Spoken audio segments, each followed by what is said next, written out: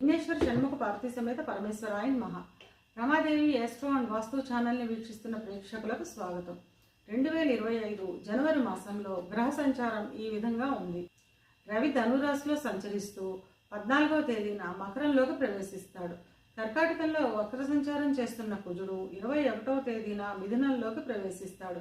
వృశ్చికంలో సంచరిస్తున్న బుధుడు 4వ తేదీన ధనుస్సులోకి ప్రవేశించి 20 రోజులు అక్కడే సంచరించి 24వ తేదీన మకరంలోకి ప్రవేశిస్తాడు. గురువు వృషభంలో సంచారం చేస్తున్నాడు. కుంభరాశిలో సంచరిస్తున్న శుక్రుడు 28వ తేదీన మీనంలోకి ప్రవేశిస్తాడు. శని కుంభంలో సంచారం చేస్తున్నాడు. రాహు మీనంలోను, కేతు కన్యలోను సంచారం చేస్తున్నారు.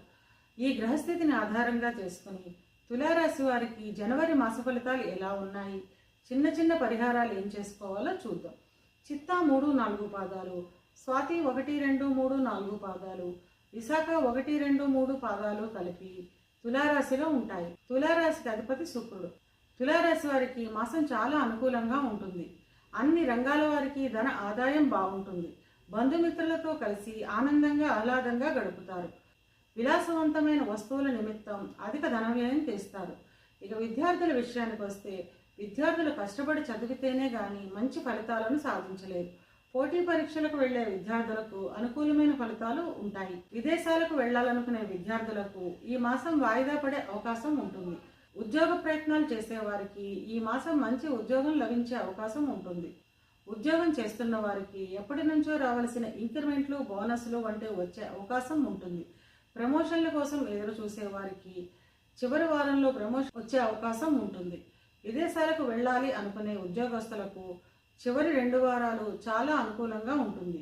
ఇక వ్యాపారస్తుల విషయానికి వస్తే వ్యాపారస్తులకు అధికమైన ధన లాభాలు ఉంటాయి. వృధా ఖర్చులను తగ్గించుకుని ఊహించని రీతిలో ధన ఆదాయాన్ని పొందుతారు.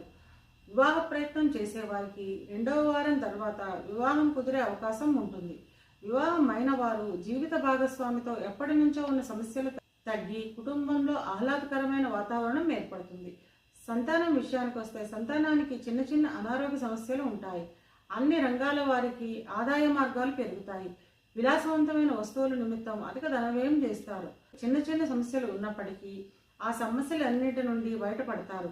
బంధుమిత్రులతో కలిసి విందు వినోదాల్లో పాల్గొంటారు.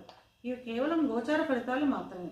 గోచార ఫలితాలు పూర్తిగా జన్మజాతక చక్రంపై ఆధారపడి పనిచేస్తాయి కనుక తమ జన్మజాతక చక్రాన్ని విశ్లేషణ చేయించుకోవాలనుకునేవారు కింది నెంబర్కి వాట్సాప్ చేసి కన్సల్టేషన్ తీసుకోండి.